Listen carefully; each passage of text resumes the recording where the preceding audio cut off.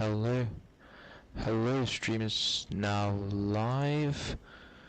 It's lovely. So probably seen from the title, obviously. Yeah, we are here with the beautiful Fenix a320.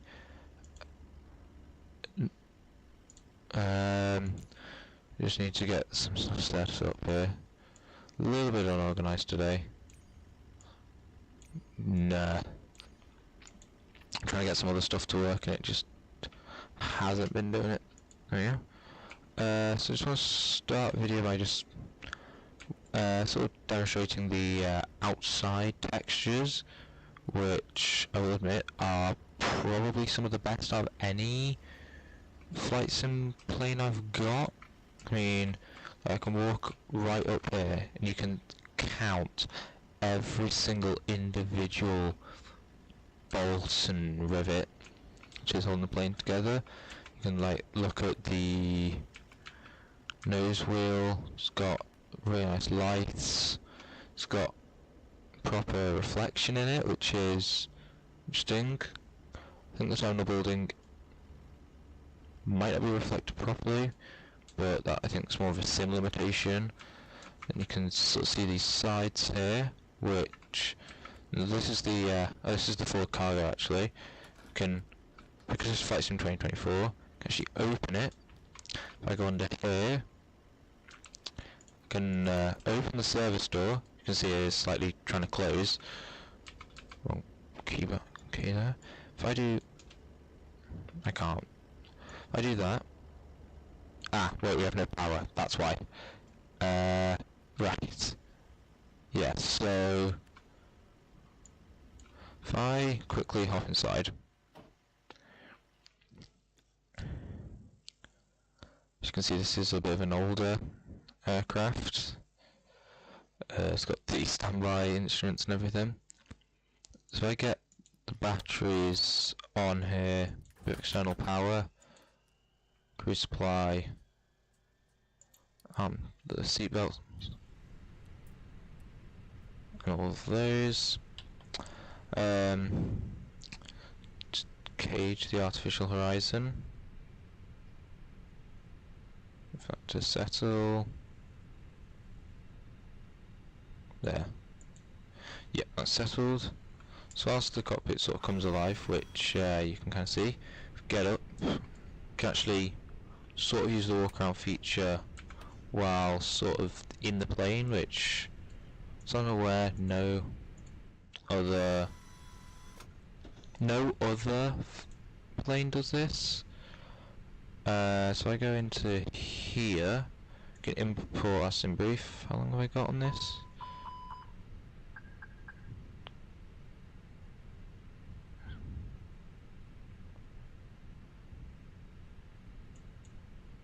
Okay, that's just me. If I bring in forward stairs, I know, and the stairs, because why not? I know we probably would just use the jet bridge here, but so I can demonstrate something pretty cool with this aircraft. By then, just walk out, just simply walk down these stairs, and I'm outside the aircraft. Which is a very cool feature. If I get right close, you can actually spin these blades, and you do have to move your mouse quite the way over to get them to spin, and stop them. Just grab the little cone there. But yeah, if I go back to this little panel here, now that we have a bit of power, this should have a motor kick in. It opens up. I'll let go now though. Should theoretically stop here. It will begin to close. You can see it moving now. It's because obviously the hydraulics aren't powering it open. So what you've got to do is actually come to it and hold it. It says there right at the bottom, just here, hand pump to be operated by second person until door is fully opened or closed. You get the green light, that means it's locked. You can walk out, and it is, well, it's open. It's not going to close anytime soon. You can just walk over here and got a fuel panel which currently isn't on. We're obviously not refueling. You can see right into the wheel bay here. You can open these panels. I'm not going to, because I don't actually know how to shut it and I don't want it open because realism will be sacrificed there. Then you can walk right up to the back of these engines and just get a nice look at them. You can see that the team at Fenix have done a really good job of getting everything to look just really nice.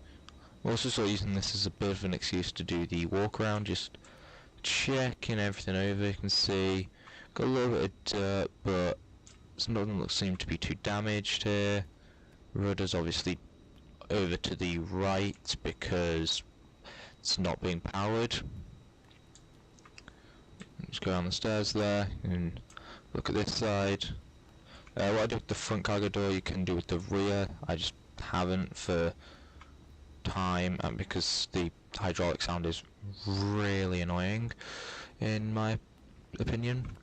But yeah, here you can see all this detail. Yeah, it really just shows this aircraft. You know, it's an old aircraft, probably built. I don't really know when. I can November. I can search it up though. So this is November 328 November whiskey. A320 200. So yeah, this jet is 34 years old and was first flew January 30th, 1992. So yeah, it's an old aircraft. Another aircraft starting up nearby. We go up, you can see. Yeah, definitely another plane.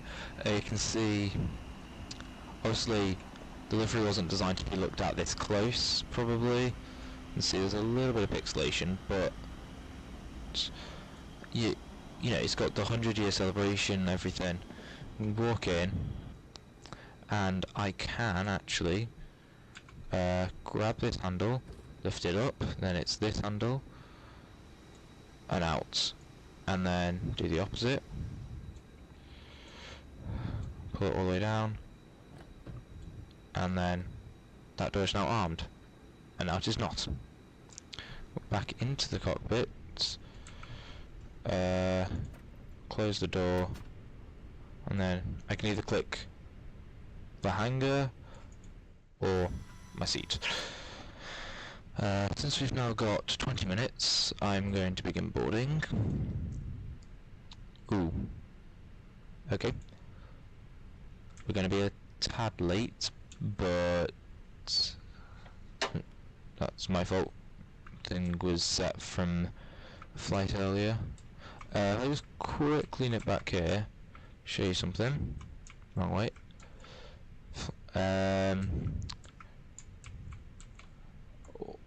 The majority of these work. I don't know which ones do and don't, but all of these ones work.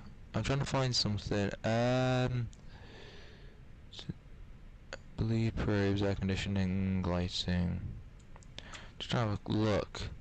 Engine, fuel, flight controls.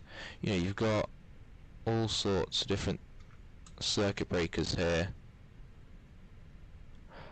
All of them work.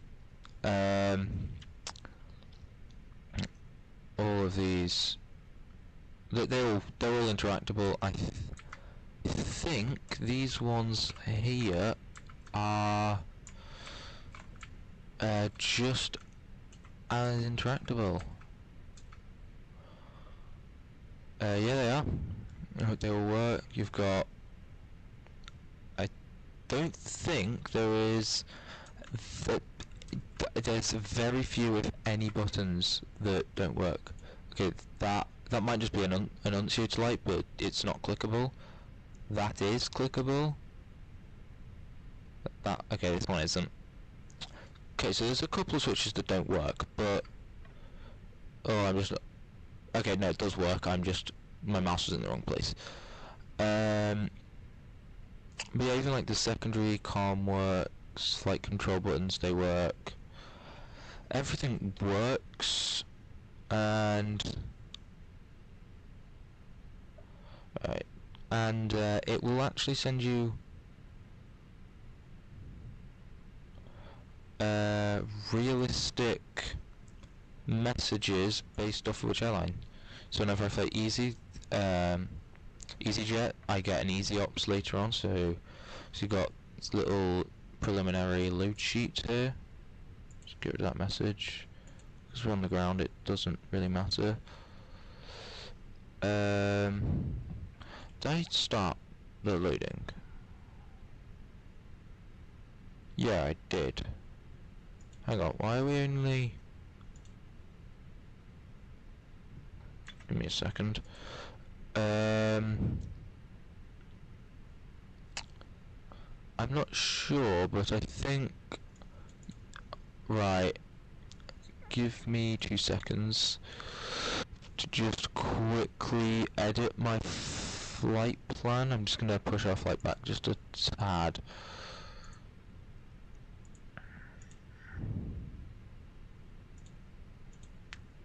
Just gonna have to re-import some data quickly, which isn't the biggest problem. I'm gonna reload all the data. There we go. Wait for it to... You're currently reset to... Okay. Reset. That will... Yeah, okay. Should have reset it first. Okay, we've got the data now. There we go. So it's got everything... Real boarding time. There. So obviously you've got all these different standbys which I can adjust, and then on this, for the FMGC, you can just request the data, so I don't have to spend about an hour trying to type in every single waypoint. Now it does all that, and then you just have to simply put in your flight number. So we are Delta 1937 or 1937, and then I will also show you the rundown of today's flight. So we're going from Jackson to Washington, so Atlanta to Washington, cost index 34, and we'll be cruising at 39,000 feet.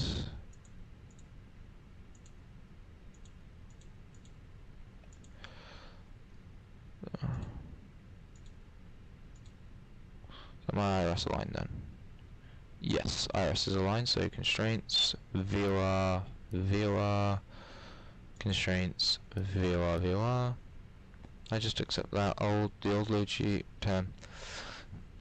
get the newer one. So yeah, you can see, zero fuel weight, come back to the maximum, take off weight, maximum. Just get a lot of data here. Accept all that.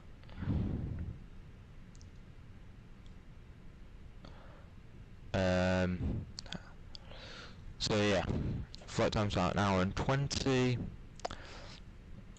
Block fuel is £14,915.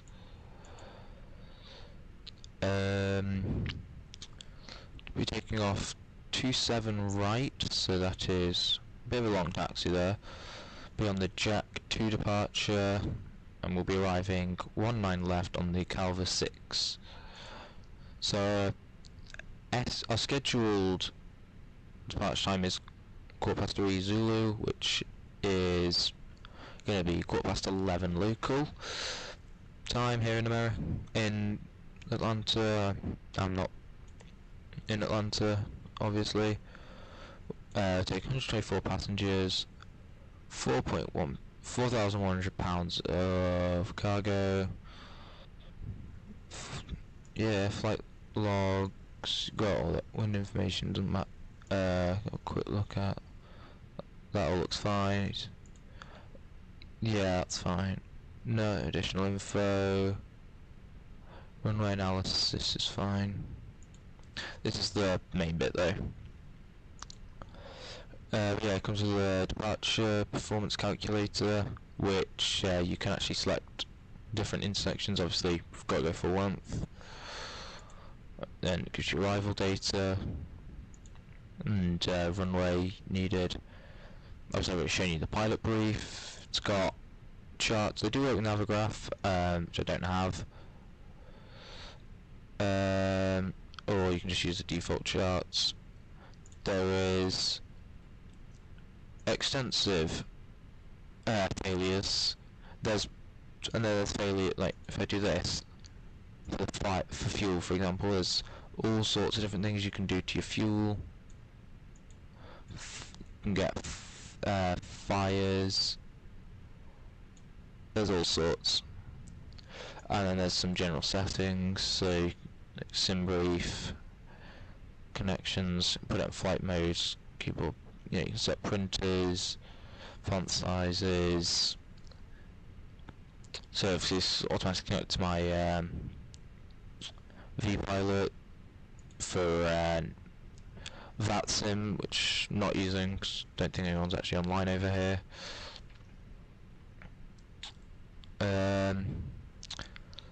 Yeah, if you start starting things up, so you get the APU online, nav and logos on, and strobes to auto. Just have a quick look. Are we done with refueling? Yeah, we've got a little bit extra, so we're done. So the seatbelt signs will go on. They're already aligned, so that's good. Well, yeah. Just gotta wait for the APU to kick in. Set up some of the flight plan stuff. So, like I said, departure is 27. I think was it 27 right?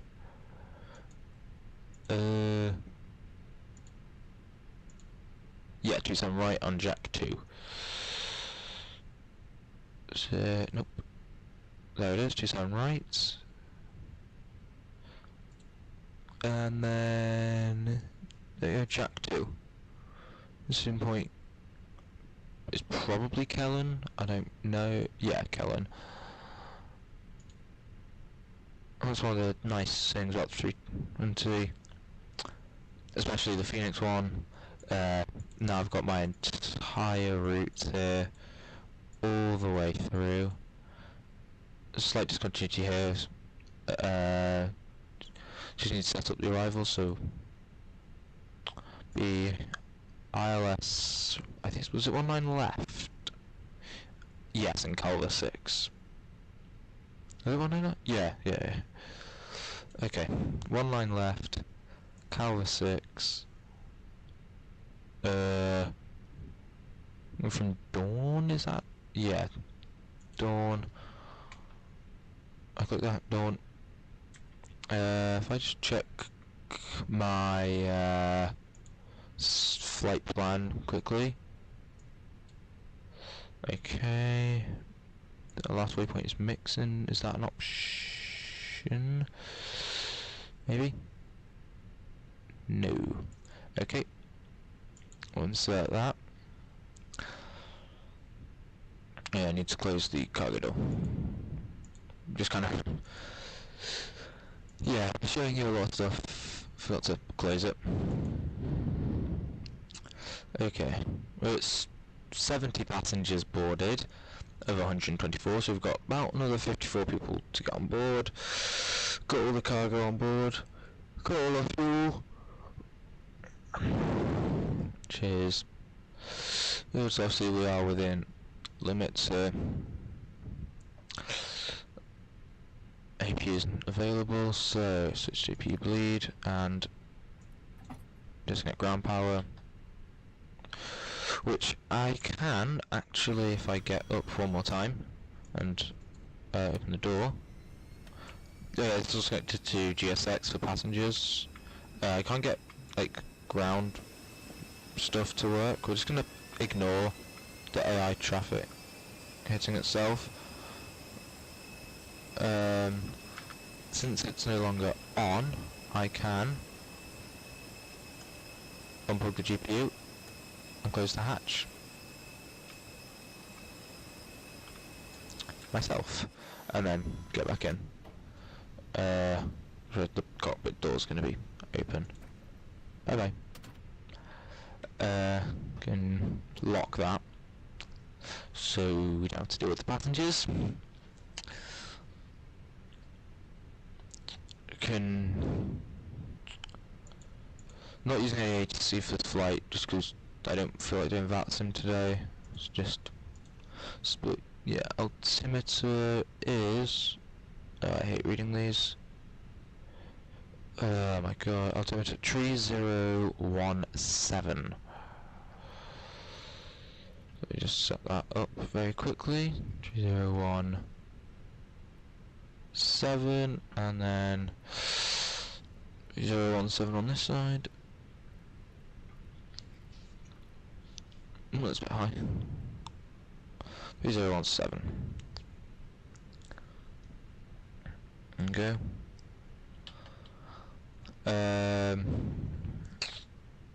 So yeah, we've got, obviously you can do airport stuff, do it direct.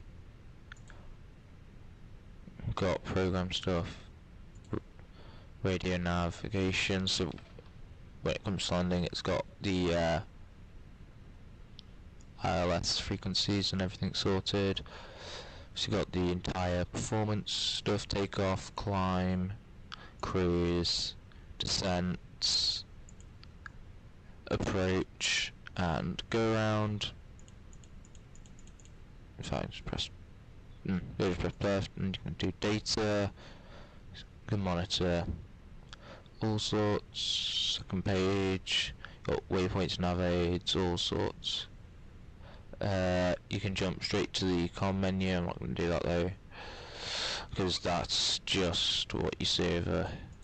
It's just what you see here, pretty much. You can talk to like Hoppy or Elf. I think you can talk to VATSIM on this. You can set up like diversions, ATIS. You can get weather data.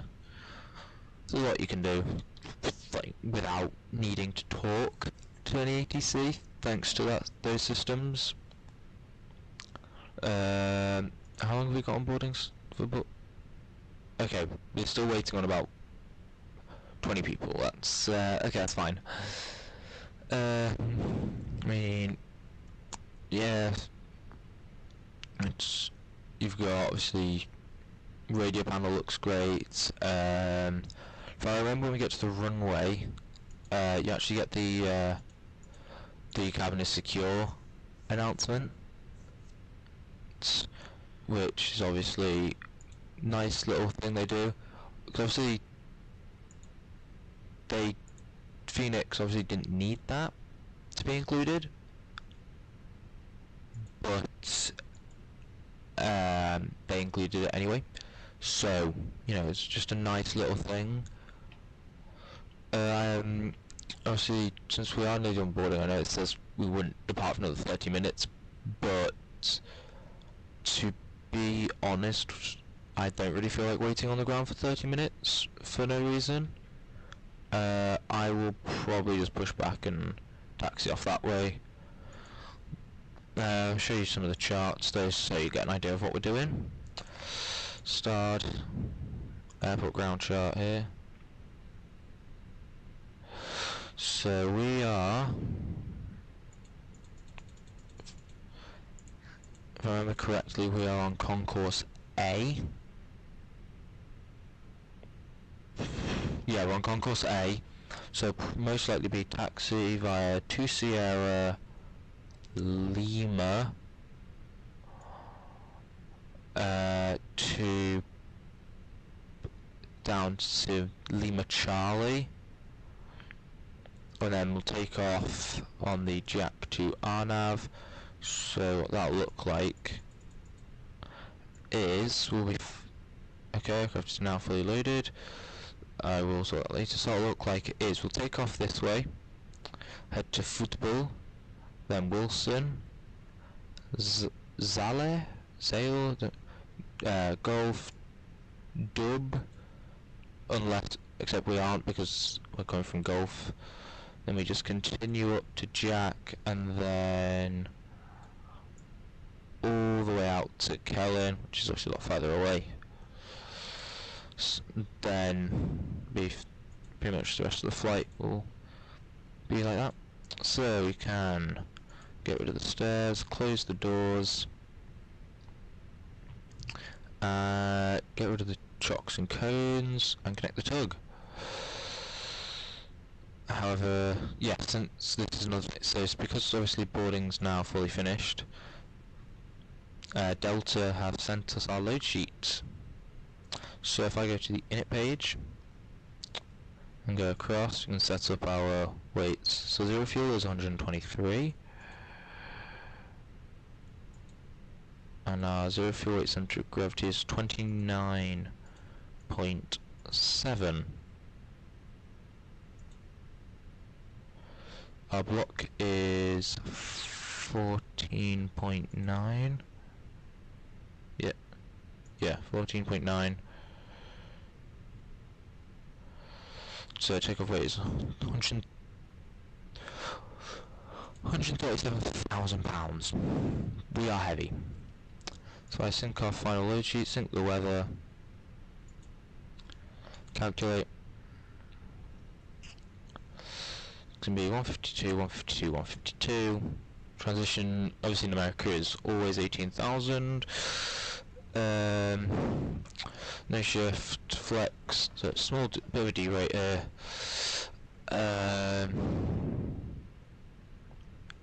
Flaps 1, up, trim of 0.1. Never actually had it like that actually. Every time I've flown it for the past week, so I had it about a week now, every time I've had it, it's been down. Interesting. Yeah, so obviously it's been calculated, we can actually send it to the MCDU, so I don't have to then go into the performance page and manually type it. It's already there for me. So now that we are done with that, can set up our altitude of 39,000 feet. I don't know if you saw the little blue down here for the where we'll reach top of with the top of climb, just shot away. Oh, that's full. There we go, 39,000 feet.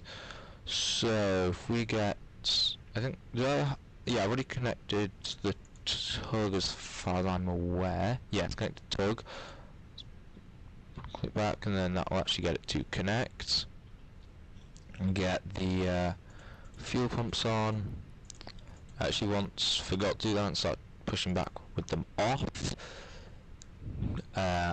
Trust me, I'm a great pilot. Yeah, get those on.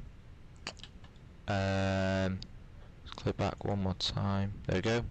It's connected, so you can release the parking brake and start that clock.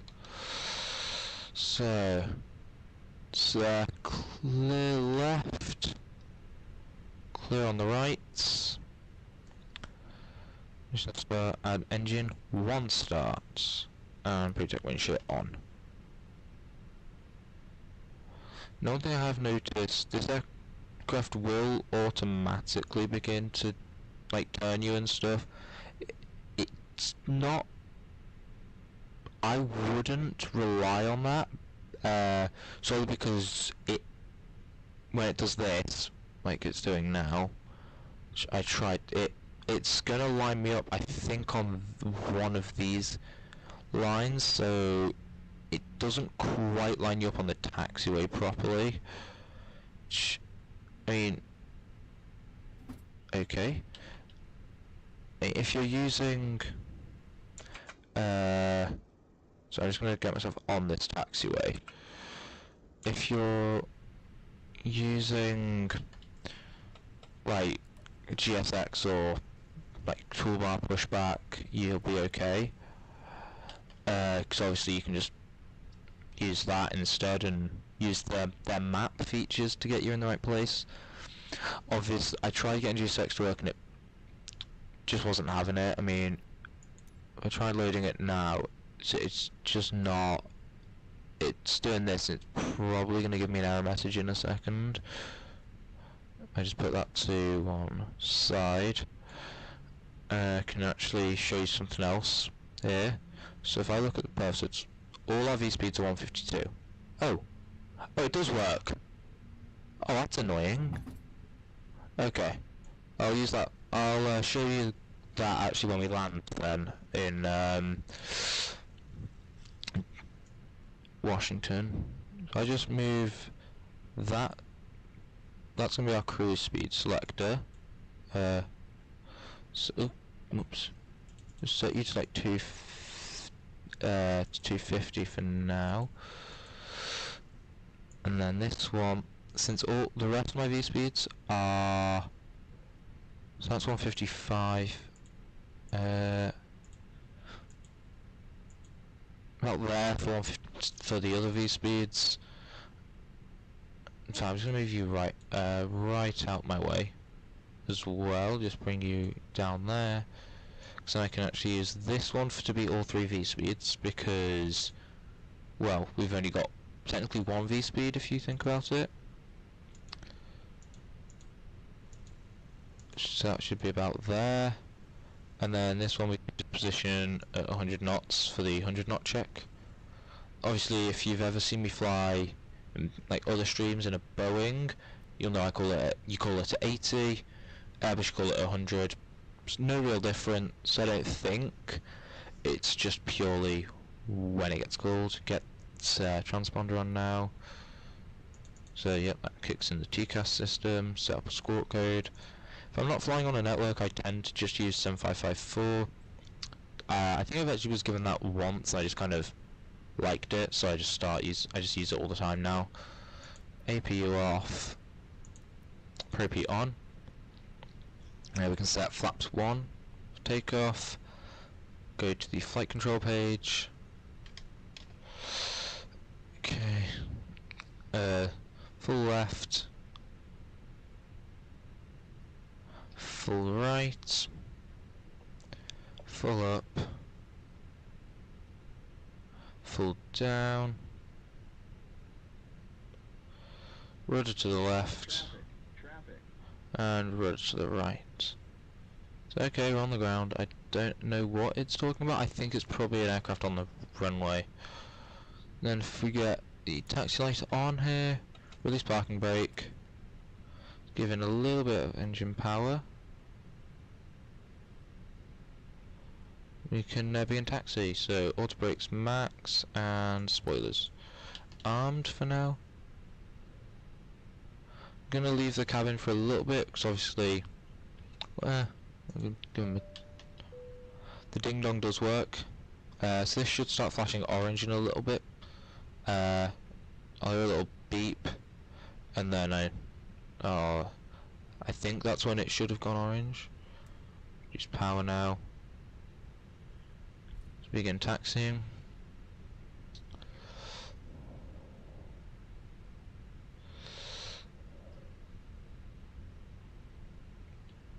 Make a quick look, check taxiways are clear. There we go, that was the beep I was sort of referring to. Not really a beep, I guess, more of a just a, I don't know, an alarm sound. Got obviously quite a few company aircraft being in Atlanta here. So obviously Delta's main hubs. If I click this, Cabin is now secure for takeoff. Cabin is now secure for takeoff, as you can hear. I don't really remember how you get that to stop flashing, because obviously I can't really talk to them. I don't think there's a system in place for that as of yet. Oh, that's a small error with the FSTL injector. Spirit does not fly anymore. They ceased operations early this month on the 2nd.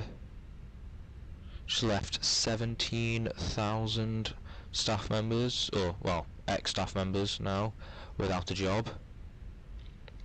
However, there is a website called like Let's Buy Spirit or Spirit 2.0 where you can pledge minimum $45, I think it is, to, well, go towards bringing Spirit back, I guess. They're not binding pledges. They're like, you don't pay anything. You just sort of say, yeah, I will pay this at some point. I think when I looked a few days ago, like a week ago, they were at about 132 million US dollars raised. So obviously, Spirit was one of those airlines where, yes, everybody joked about it, and it wasn't a great airline in terms of comfort or anything, but those cheap flights were like, students would use them, people who didn't have much money, they would use them to visit family, especially sort of around holiday times like Thanksgiving or Christmas, when other airlines would be like incredibly expensive. Spirit was there, and whilst you knew you probably wouldn't enjoy the flight, you still had a way to visit your family. So we just passed Lima 10 there, so we're here, we're on this little stretch here, Lima and Delta, so yeah, we're just approaching this little junction here. Just gotta wait a little bit, just gotta taxi a little bit further.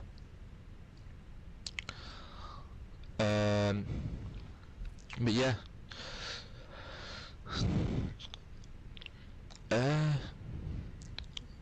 I might update the time at some, like, well, mid-flight. I'll probably skip towards a bit more of an evening time, just to show you off the lighting, which does seriously look good.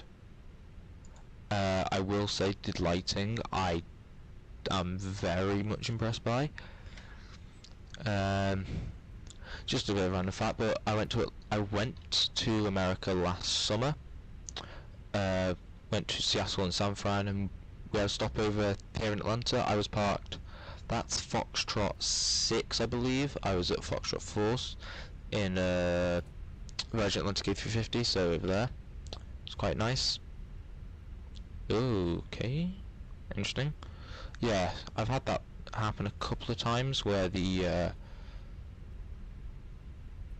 primary flight displays just started going a little bit crazy. Normally it would happen on takeoff, not as I'm taxiing.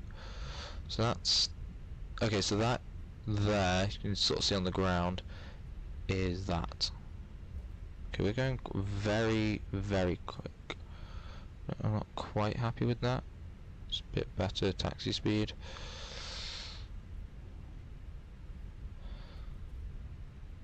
Okay, so this is Lima 14, so that's there. Lima 16 will be the one after it, and then I want the one after that. So that's Lima 14. Lima 16 is there, and then we're taking Lima Charlie. Lima Alpha and Lima Bravo would actually be beyond full length, as they do exist. Okay, I don't know why that keeps happening. Just veering left whenever I brake.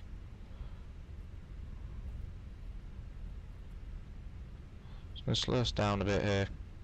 So yeah, we're just gonna turn right here towards the end of the runway. So a little bit of power here to make this turn.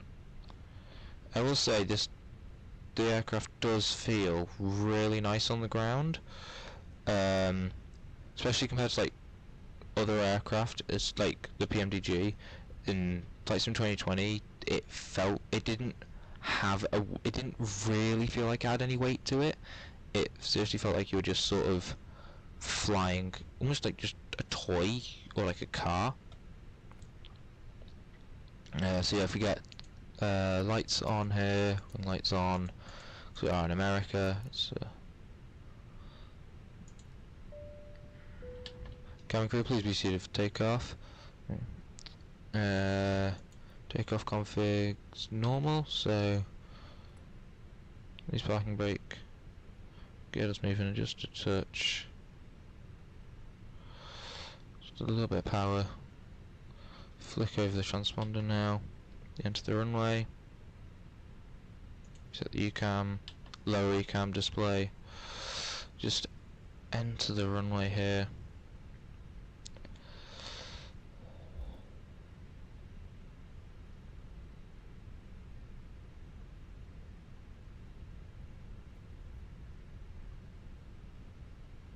You just gotta make this turn here. Slightly overturned. We've overturned.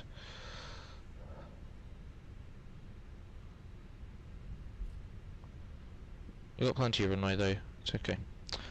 Yeah, I'm still need to get a bit used. Still need to get a bit better at making those sorts of turns. Yes, you can see there's a lot of aircraft. Start the chrono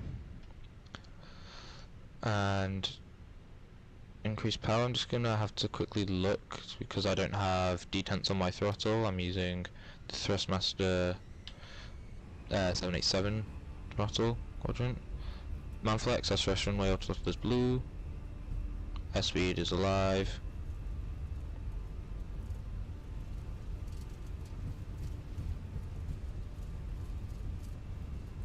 Okay. 100 knots, checked one time only on my side.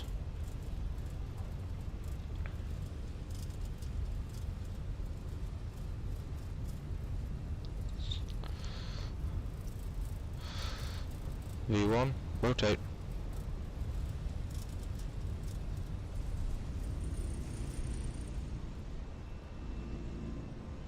Okay, positive climb, gear up.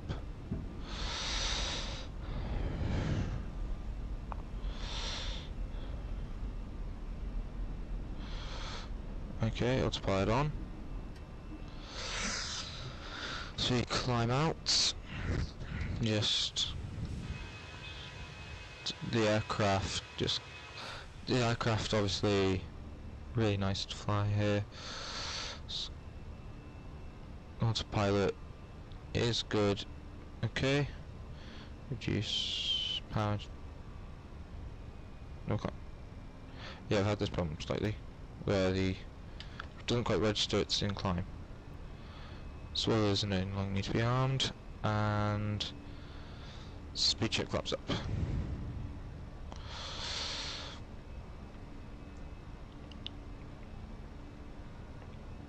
Okay, I think the autopilot's having a little bit of a problem. It shouldn't be. There we go.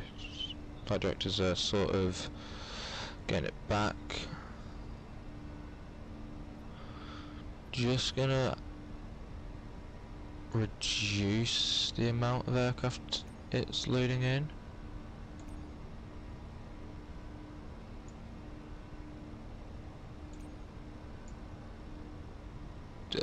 Just because I think my PC isn't very happy with me.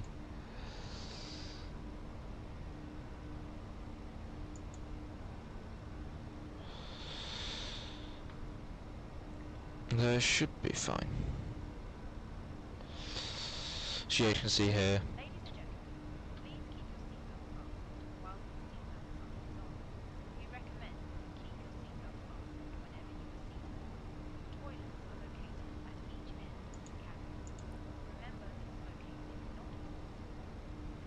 There we go. So yeah, there is a full cabin announcement system. I'm not going to listen to it, but it is there. If you want to listen to it, you can. Go to this now. So yeah. In fact, in a minute or so, I'm gonna get another company message, and that would basically won't say anything. It's an ADC message, which won't say anything because I left early. I left a lot earlier than what I was scheduled to, so it wasn't really a big deal. The ADC only really means anything if you're late, and it's just a reminder you need to explain to your airline why you were late, so they can keep a record of it. Okay, so that's 10,000. So all the lights can be turned off now. The rest of the lights do need to stay on. There we go. Those lights don't need to be on anymore.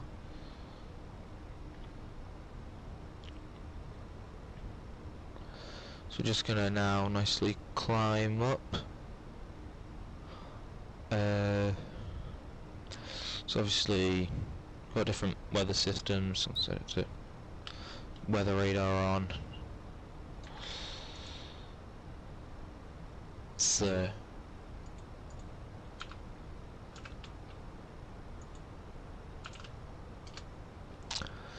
yeah, hello to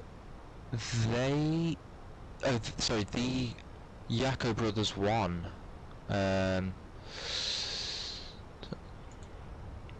Hello. So yeah, top climbs. Okay. So yeah, we're just gonna continue climbing here. There's obviously a lot of other different systems I can show off, which we obviously aren't. Obviously, you know, it's pretty cool.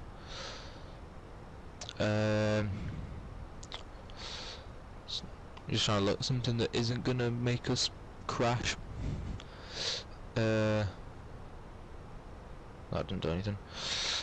However, you can go into the. Just open the door, go into the cabin. There's all the passengers are here. You can't really interact with much in the cabin. Obviously, that's just because, well, you wouldn't really need to. Obviously, open and close the door. I don't know if the lavatories are implemented. Okay, so it's not here. Oh yeah, so when the flight deck door is shut, it despawns all the passenger models because of performance. So if the door is shut, you wouldn't be able to see them. So it's I just want to have a look see if the rear toilets work. Just sheer curiosity. Obviously, on the PMDG, you can click the doors and it'll just say occupied. You can then use drone mode to go in and there's nothing there. It's just they just didn't model them. So it doesn't. Yeah, it looks like they haven't been modelled. Well, that one hasn't anyway. Is this one? Don't think so. No, it hasn't. But yeah, there's an accurate galley. You know, I've been on a couple Delta flights. Been in a 321, which obviously very similar. Can't get these seats out, but if I oh yeah, just past transition. So you know, the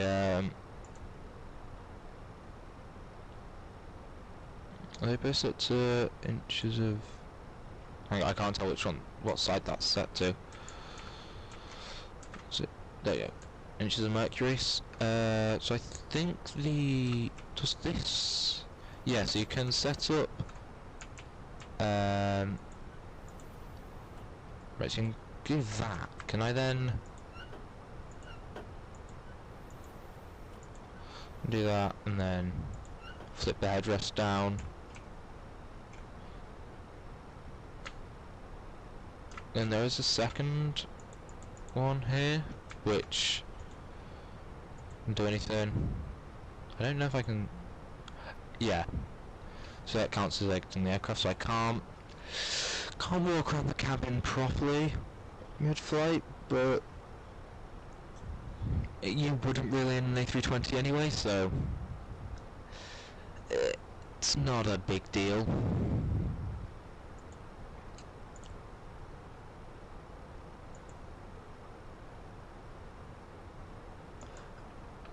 It's just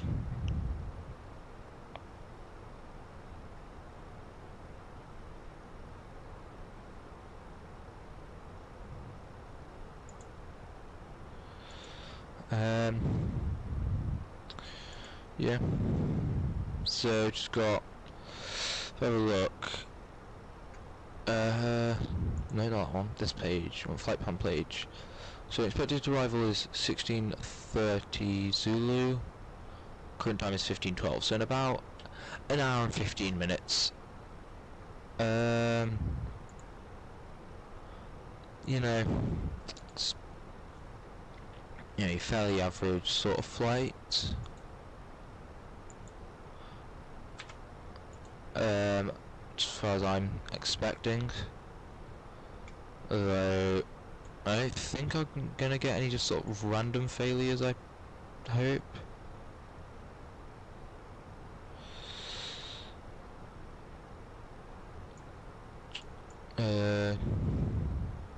So I should just be able to fly all the way over to Washington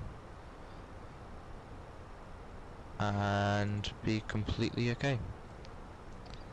Just going to send fast departure now here at Jack. Obviously still got a bit of a way. Okay, still got a bit of a way to climb until we reach a cruising altitude.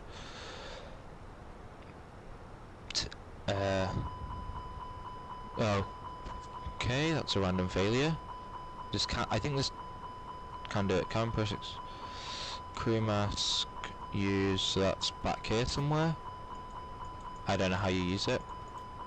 I just know you can open it. Okay, okay. Signs on. Right, so I don't really want to descend. I'm going to do what I did last time and fix it manually. So remember what I did, I went to high, increase these a bit.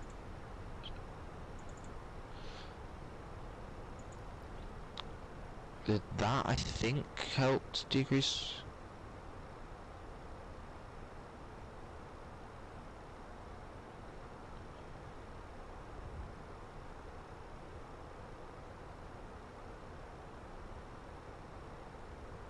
That's going up.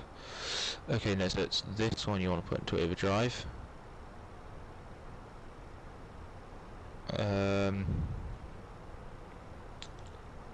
Yeah, so I know I've showed off the failures which are in here. I can't, if I scroll all the way through, it's going to show all systems as green because this isn't a manual failure.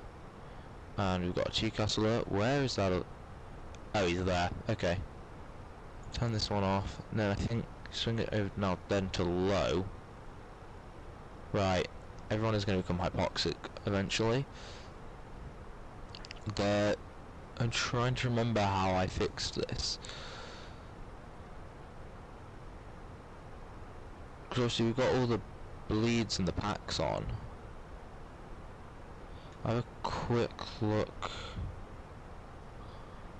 here at the... There we go. Just avoided a crash there. I don't know really why we've got this sort of problem. Bleed systems. Yeah. Can I just... That's the door. There we go. Bleed. See, these are all pressed in. So we shouldn't have a problem.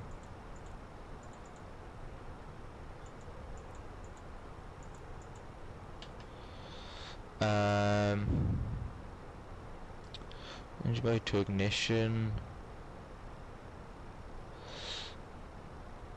Yes, I seriously don't understand what the like why this has happened. And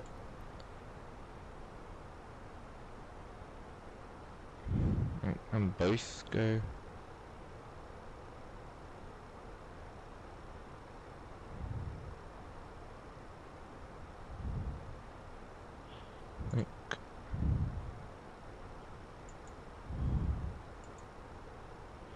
Then I can obviously go back to the pressure to monitor it.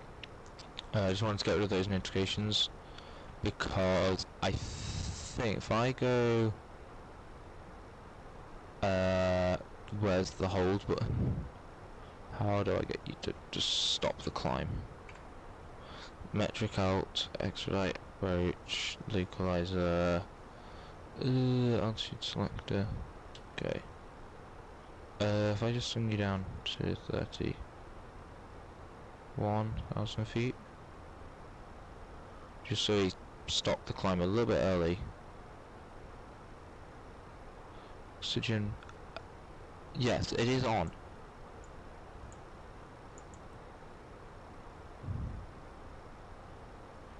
I mean, it's not like I can turn off the passenger oxygen stuff, that's the thing.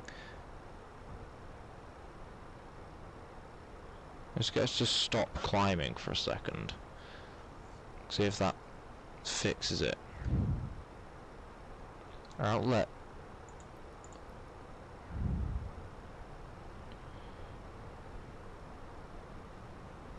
Okay, so it's closed now. We need more air to come in.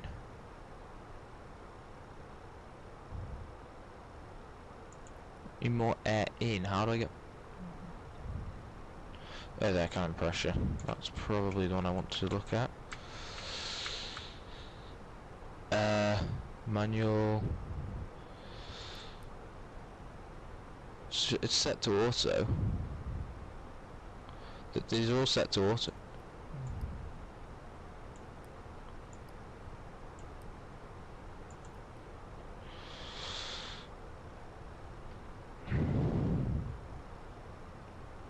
Not actually sure why this has happened. Like, if you look, passenger systems are fine. Like, if I just click it and then turn it off, there we go.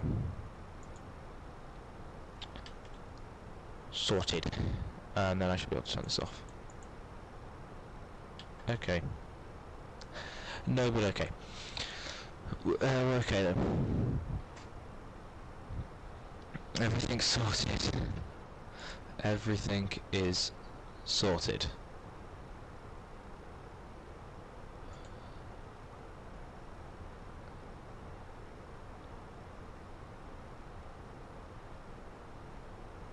Okay, now we can continue climbing to 39,000 feet. And reset the engine mode.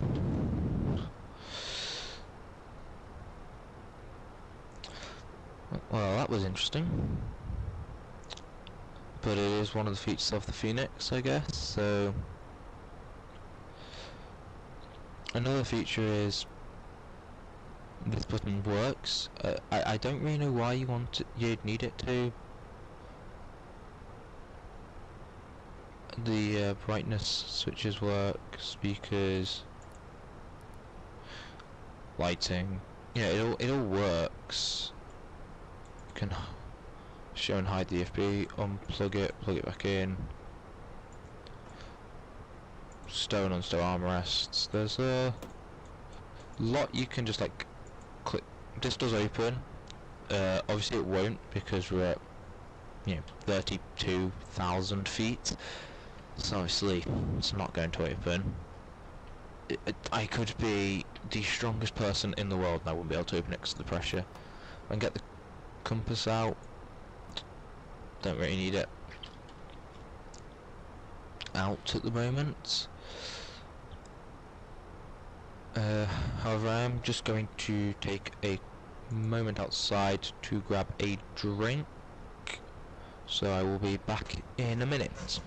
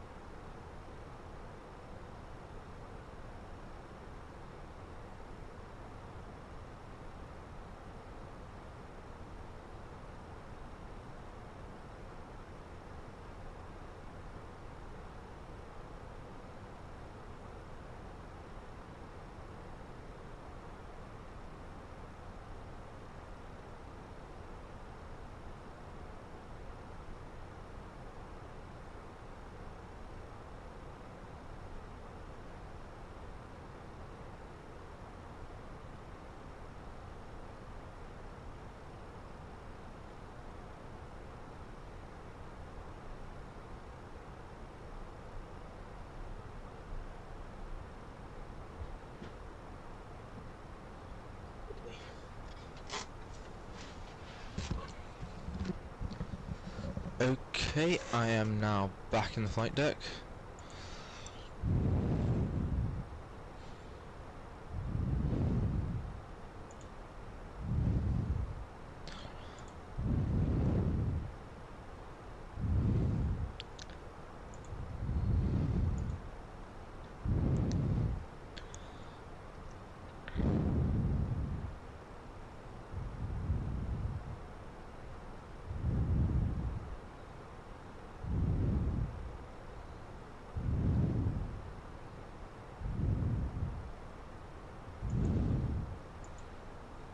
Okay, there we go. We're approaching Kellen now.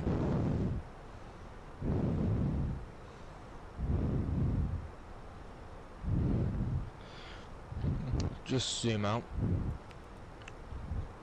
Although you should be able to see our top of descent is just there. Just go all the way across.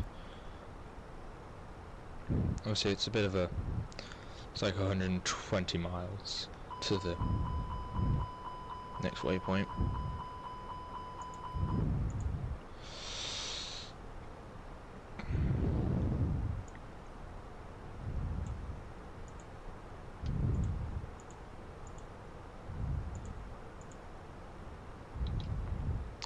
There we go.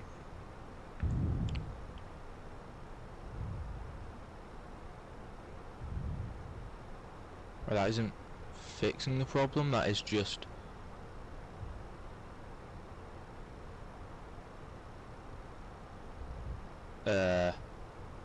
occasionally resetting it, and I'm not happy with that constantly feeling.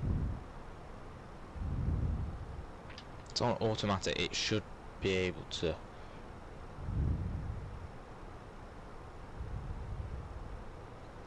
It's an the Airbus 320 can pressurize itself.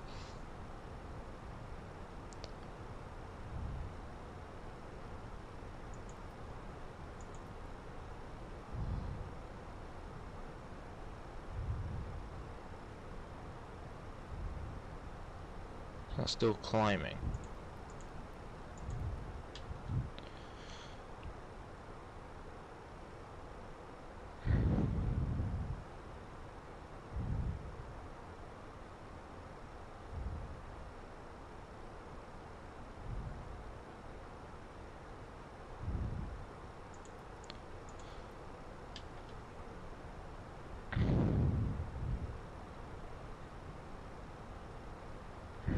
There we go. That should help for a little. We should get our cabin pressure down a bit. Or not. That's shot back up. That's not ideal.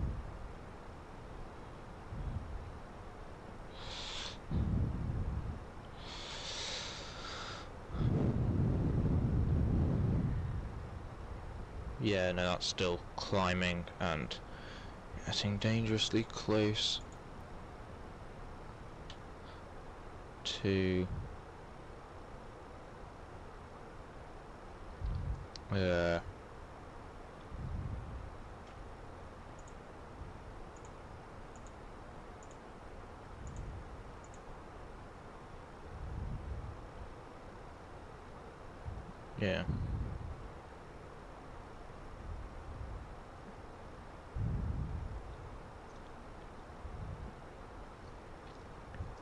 Automatically set to 300.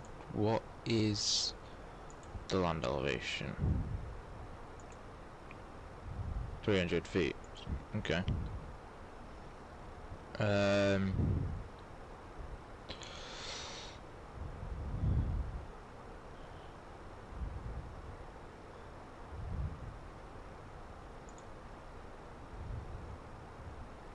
Leave that over there for now.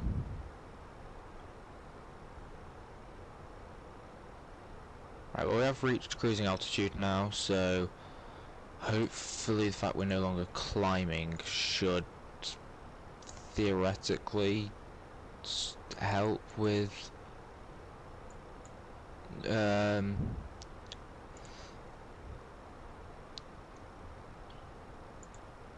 whole pressure issue.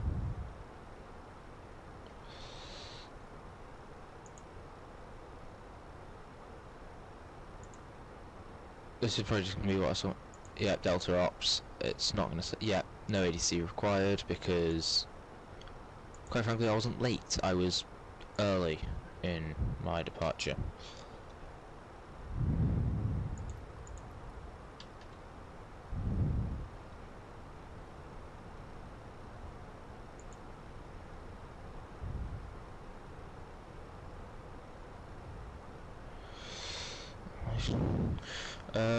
I'm just gonna set it so I can monitor the cabin altitude here.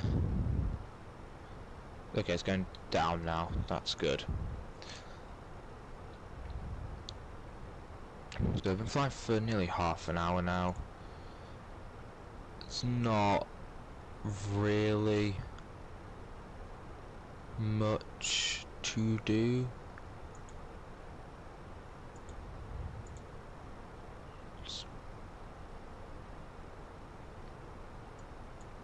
Not really much to be done, I will admit.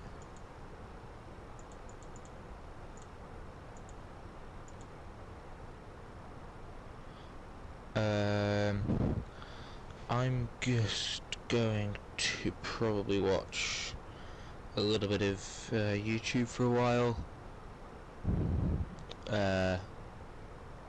Yeah, I'll check back in once we get to a more important stage of flight.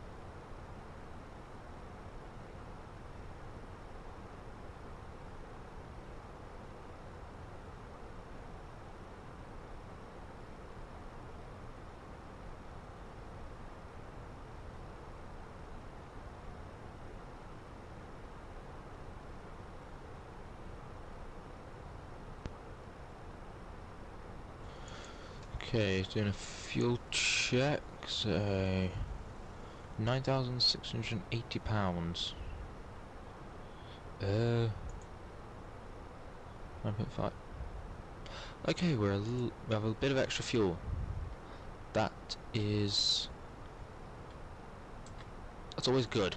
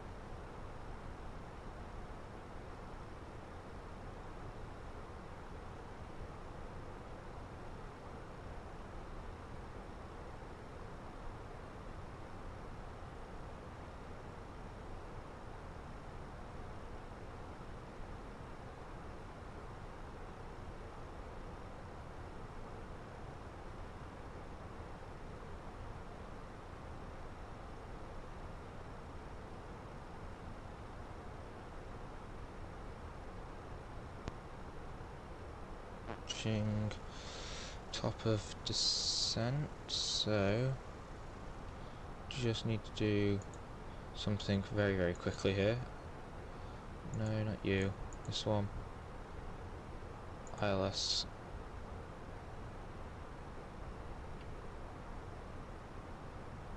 Give it a second.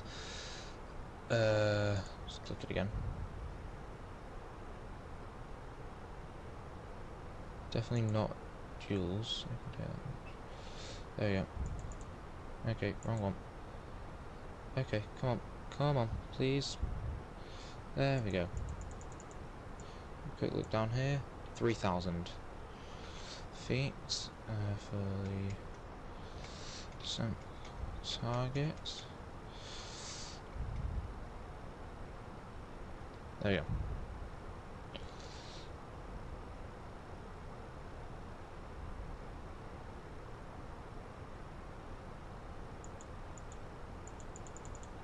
Yes, that's just stuck like that, to be honest. That level of 3-0. Actually, how close actually are we to top of this? God, you know, we are.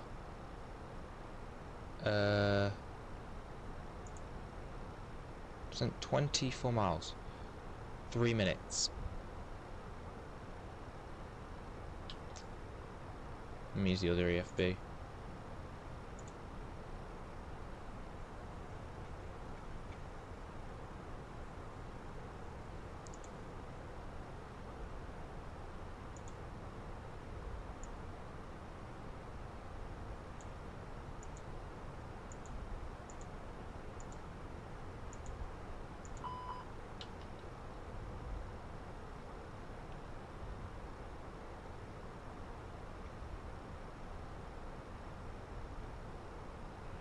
That's not ideal.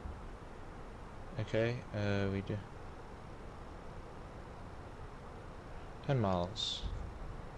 No, sorry, that was 20 miles. I can't read.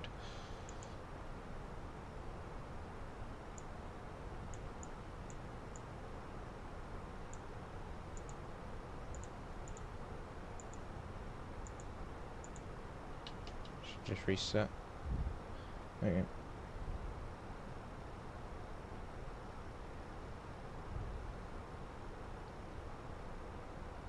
Oh yeah, we need to set up the destination data.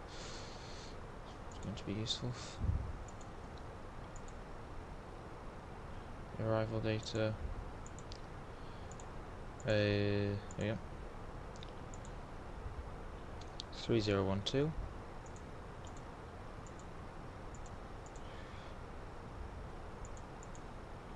Set.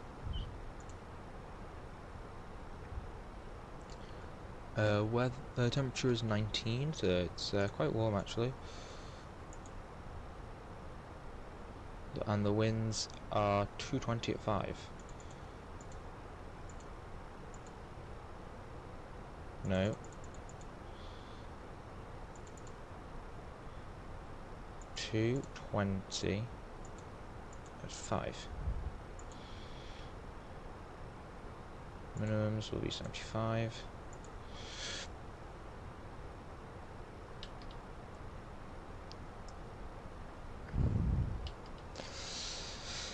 Okay, how far from the drop? 4 miles. Okay.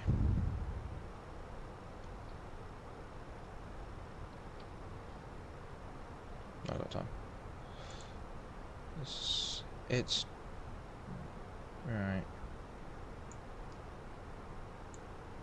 Okay. Do that. Like that. That just helps pull it down just a touch.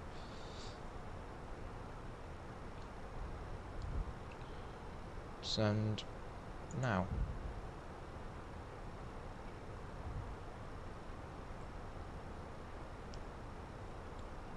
So, seatbelt sign's been on the whole flight.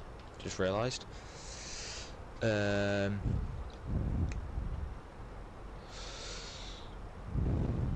Oh god, like that's not accurate. I'm ignoring the computers.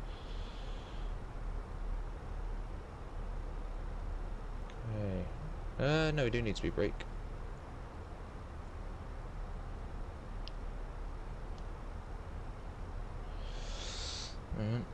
We are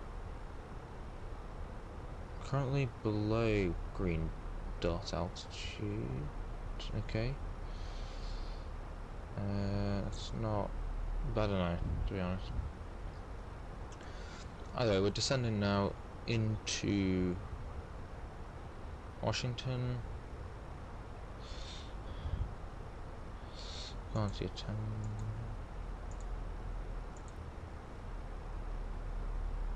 Probably hear something.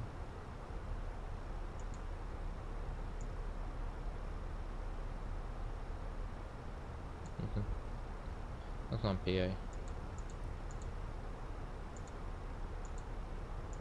Okay, nothing at the moment. So just wait to see for now. Okay.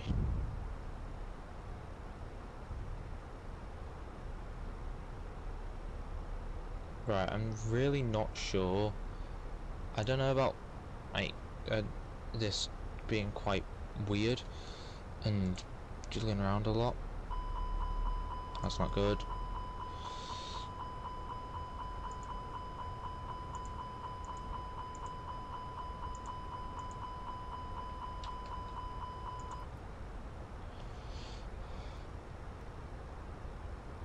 That needs to be break. Do the landing performance calculation now. I'm at some reverse wrong page. Pilot brief. Here. Landing weight is 130. Okay. That's in pounds. Yeah, no, so that's correct. Okay, that's fine. So if I mean, right. So the brief, because obviously it's 130.046 is, obviously if I were to put that in, 130.046, it'll, let's say, yeah, so you'd have to do it, you know, you just leave it at 130, and then, so even with low auto brake, we're pretty much going to use about maybe half the runway. So obviously, look, landing distance available 11,500 feet. Landing distance required is 6,568 feet. Well, 1.1 landing distance required, so just a little bit extra for anything at,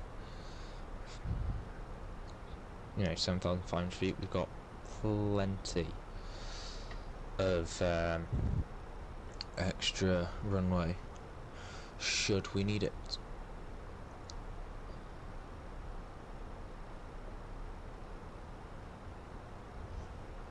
Okay, approach speed is 134, so I'm just going to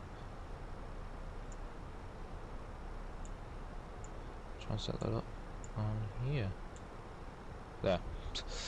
So that's it. Okay, just gonna have to rely, whenever these start shaking around, I just, especially like the artificial horizon, I just check this to make sure that we're okay.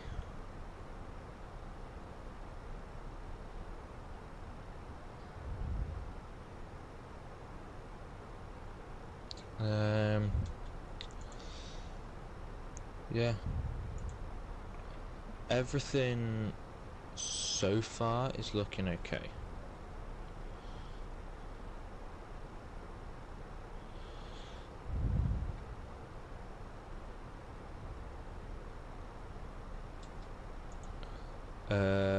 Yeah.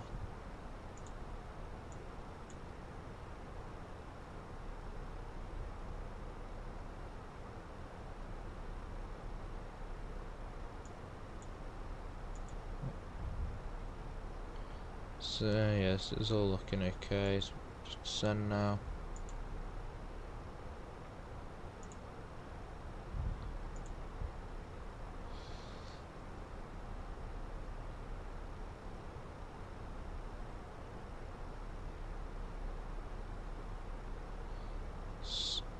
you know, I will say, this entire flight and all the other flights I've done with the Fenix, I do really enjoy flying it. I mean, especially if you like to take some time to appreciate, like, you can see all the panels here in the rudder and the vertical stabilizer. It's genuinely it's a really nice looking plane. And I just said earlier about how it looks a bit like pixelated. It doesn't actually look that bad when you view it how it's designed to be viewed, and you can actually sort of see the character avatars from external view, which will line up with my tablet, like their seating position. So if my tablet says seat, I don't know, F, row F5 for example, seat F5, 5F, yeah, 5F is taken, there will be somebody sat at 5F. Like you can see, got the strobes, lights going. I think at the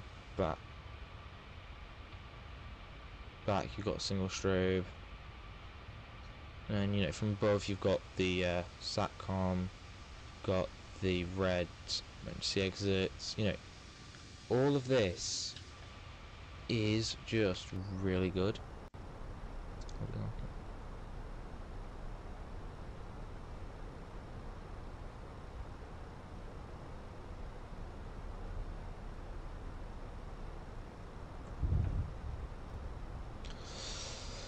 Okay.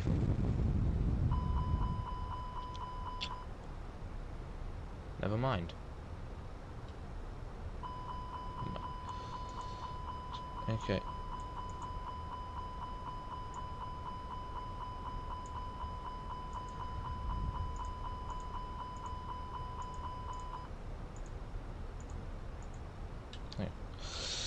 Okay. Okay, so following all these altitude constraints quite nicely here.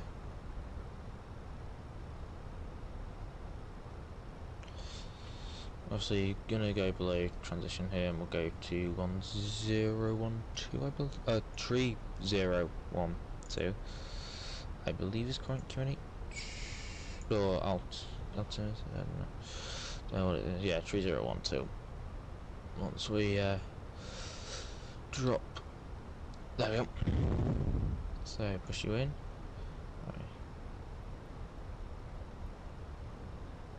3012.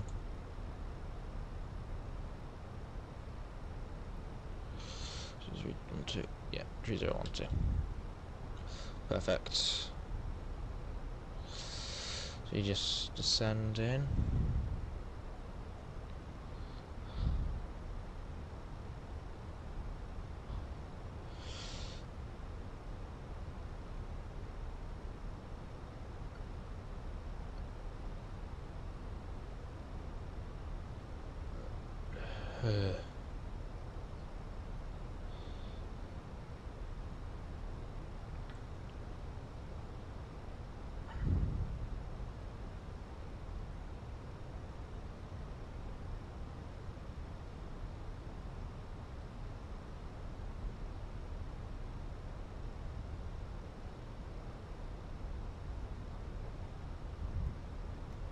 Okay, don't need the drag anymore. Think got a nice little layer of clouds just there, so it looks a little bit hazy. Obviously it's not a big issue, otherwise it would obviously be showing up as like green or yellow or red here, so should be okay for now. Let's zoom out a bit. It's pretty much, I think we might have a discontinuity or a manual, I'm not entirely sure. Yeah, it's a manual decel and the flight plan discontinuity, so we clear the manual, insert that, you then left with the discontinuity, which you can then just clear. Insert that. And then that gives us a nice little U-turn. It just means we'll pretty much just fly along here, swing around, and then come in for a nice long final. By which point, start introducing flaps, gear. Landing lights will be on soon anyway.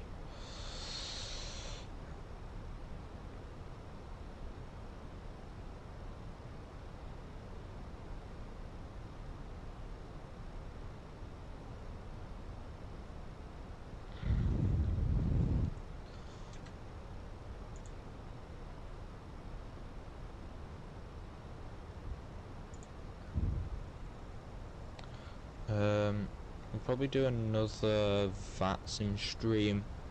Hopefully, probably won't be next. Can't be next weekend, or it can't be next week. It won't be next weekend. Probably the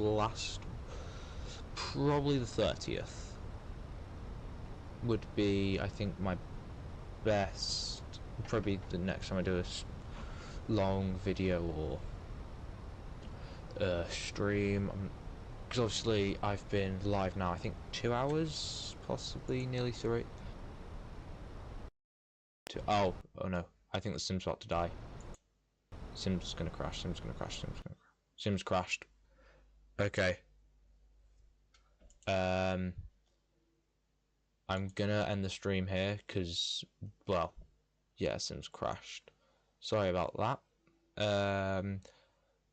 Actually, before we go, obviously I know it's not great just looking at nothing.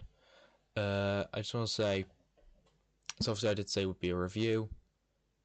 So just gonna give you a quick final thoughts on the Fenix. It is a little bit performance hungry. You can probably tell from all the jitters and the buffering and stuff, and well, there's a crash. But other than that, I will say it's worth it. It's £50. It's better realism than a PMDG. It's honestly better than the AnyBuild stuff, which, if you look at the AnyBuild's pricing, I know their a320 is free because it comes with both Flight Sim 2020 and 2024, but like their other aircraft, like the 340, the new L1011 and the 350, they're all like £40 and £70 sort of price range. So obviously they're quite expensive. I mean, so is the Fenix, but it's like, if I pull up their website, yeah, if I give me a second to try and pull up their website.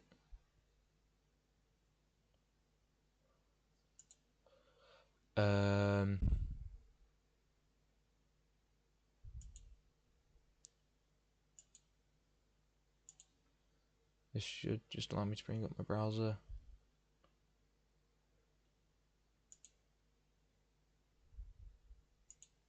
Okay, no, it's not working. Oh well, but yeah, so if you look at their website, just go to Fenix. They're really good. Honestly, it's £50 for the plane, £40 for the 319 and 320 as a bundle. So other than that, I mean, it's a good aircraft.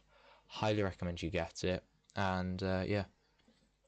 But just make sure your PC is able to actually run it, because, well, as you can see, I had a crash. But yeah, highly recommend the Fenix. And with that, thank you, and I'll probably do a landing short with it later today.